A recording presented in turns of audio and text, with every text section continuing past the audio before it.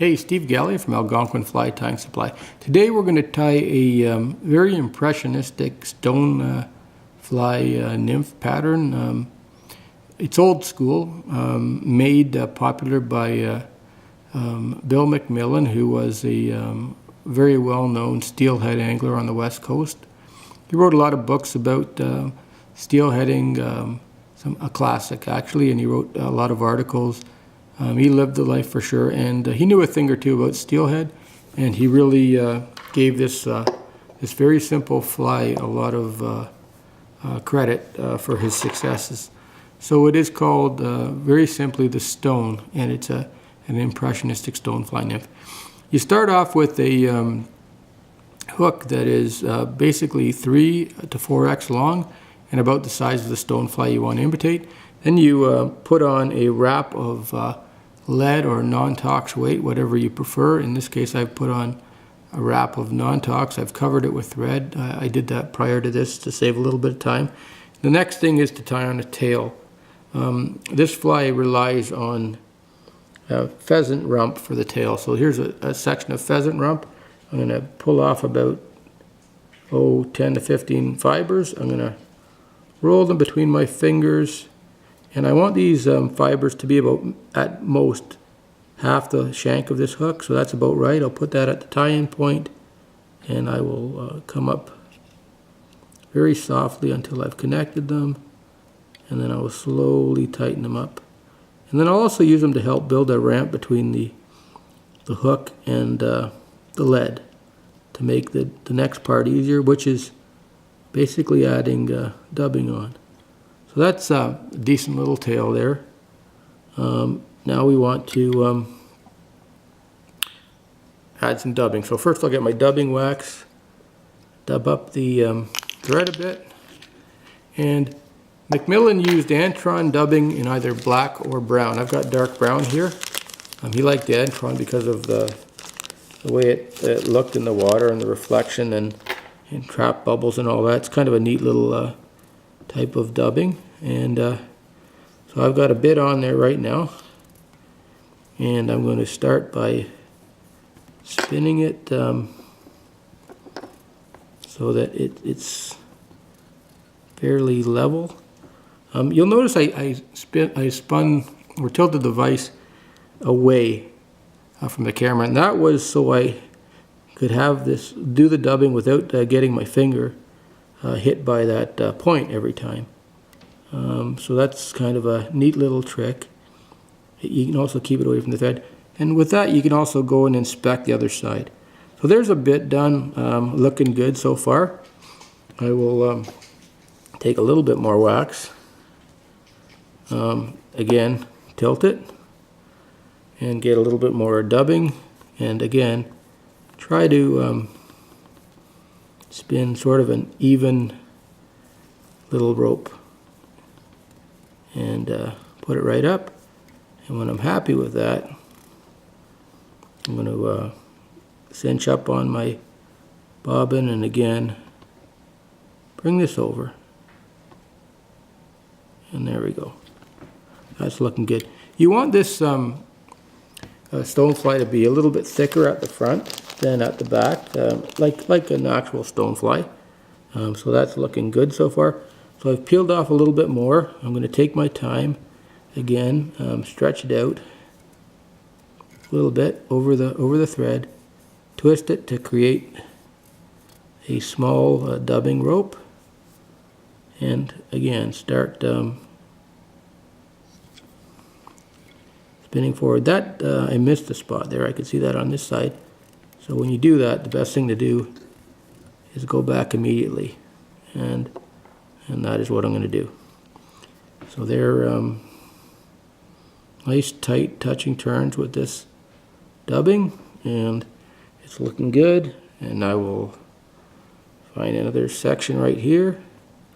Again, you want to get this dubbing stretched along the thread and twisted so it's very nicely intertwined with the thread. That looks about right. And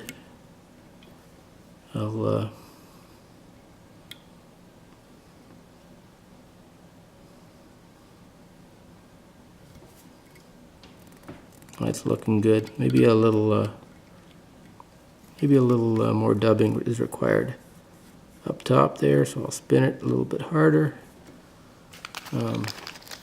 Then maybe I'll add some more because it's at this point I want it to start again really starting to look a little bit bulkier. So I'm going to add a little bit more of this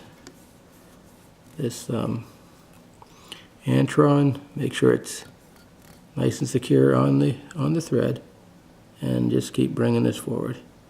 As you can see, it's really a bulky fly, but that's what I'm looking for there. That a lot of that bulk, because I want this to have the sort of the bulk and the mass of a stonefly. So I'm going to put a little bit more dubbing on the thread, twist a little bit more. This is not exciting, nor is it rocket science, but what you're going to see is a really neat product when all this is done. So there's basically, I guess probably the last part of the dubbing, but you can see there's a little bit of a gap in the middle, which I will fix by adding more in place right there. And so there we have it, and that should basically finish her off. Going to bring it forward nicely, and keeping it back from the eye of the hook, we need to give a little bit of room back there. And there you have it. There's a nice cigar-shaped body that's been dubbed. The last part of this fly, the part that completes it, is, again, we get another feather from the rump of the pheasant. Here it is. And we're going to prepare this to make a collar. So the first thing you do is start stripping off anything off the back of the hook that has, or back of the feather that has any bit of webbing in it at all. And then you need to determine how much you want. This is not a very heavily dressed hackle, so this is probably great right there. So what I'm going to do is determine that that's probably enough right there. And with the rest of this, I've sort of separated like that. I'm going to take my scissors and I'm going to clip right there, so I've got this little triangle. And I'm going to place that notch of the triangle right at the front of the dubbing.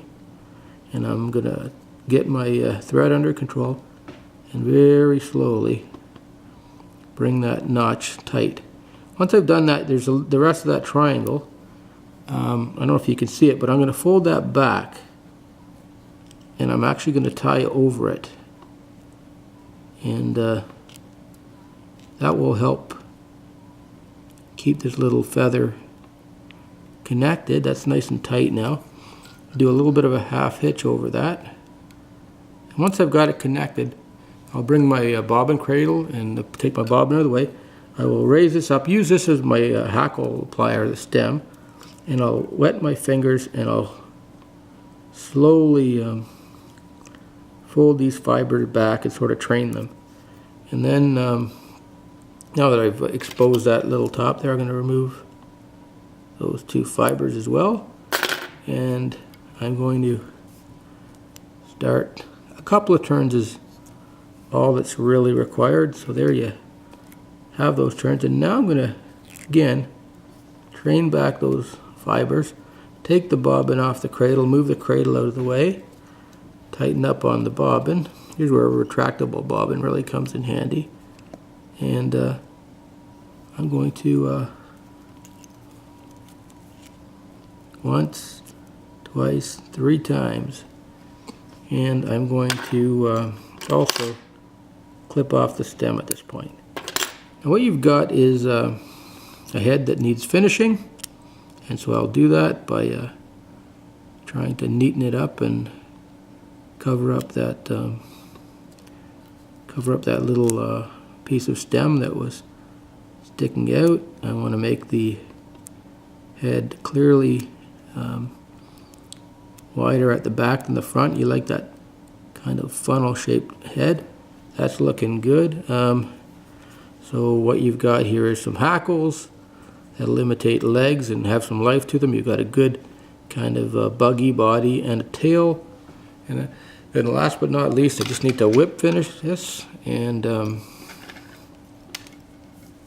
once I do that, I can put head cement on.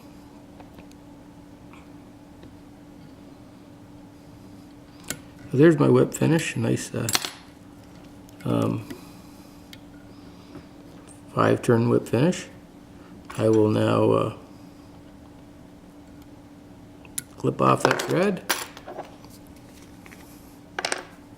get my head cement,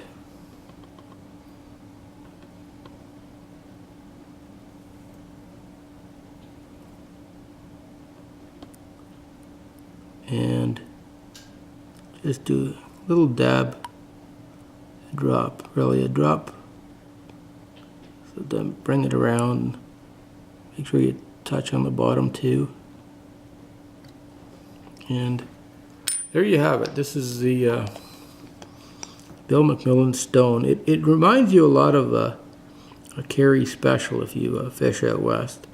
The hackles on this one may be just a touch long, but that's okay. The idea of it is to be impressionistic and have these things move in the water, and this is going to do the job just fine.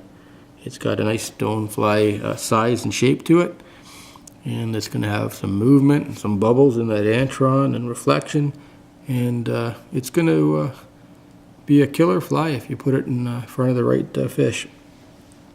So that's it. That's a very simple but very, very effective pattern called The Stone by Bill McMillan.